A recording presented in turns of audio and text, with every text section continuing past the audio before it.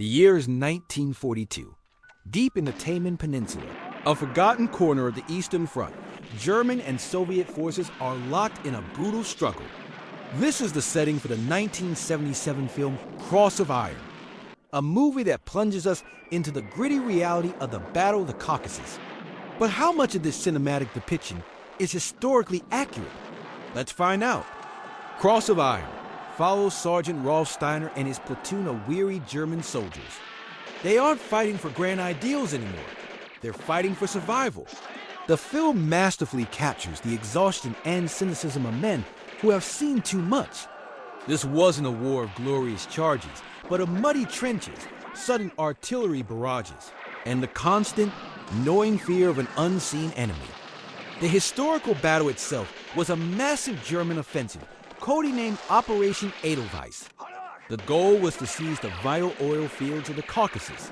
For a time, it seemed like they might succeed. German mountain troops even famously planted their flag atop Mount Elbrus, the highest peak in the Caucasus. However, the film correctly portrays the turning point. As the German Sixth Army faced disaster hundreds of miles north at Stalingrad, the tide began to shift. The offensive in the Caucasus stalled. Supply lines stretched in, and the harsh winter, combined with fierce Soviet resistance, ground the German advance to a halt. Cross of Iron focuses on a small reconnaissance unit, which is a perfect lens to view the larger conflict.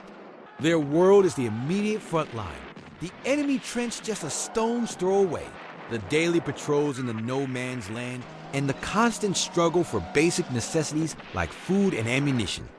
The film's depiction of small unit tactics, the use of submachine guns like the MP-40 and the PPS H-41, and the ever-present threat of mortar and snipers is incredibly authentic. One of the film's most compelling themes is the class and ideological conflict within the German army itself. We have Sergeant Steiner, the battle-hardened veteran from the working class, clashing with Captain Stransky, an aristocrat who only wants the Iron Cross for personal glory. This internal friction was a real phenomenon. Many frontline soldiers grew to resent the officers in the rear, who they felt didn't understand the true horror of the war.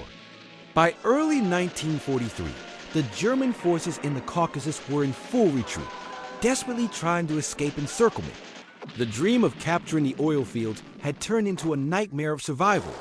The final scenes of Cross of Iron, showing Steiner's platoon fighting a desperate rearguard action, reflect this chaotic withdrawal.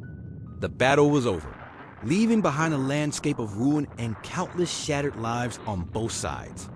While Cross of Iron is a fictional story, it serves as a powerful and historically grounded window into the brutal reality of the Battle of the Caucasus.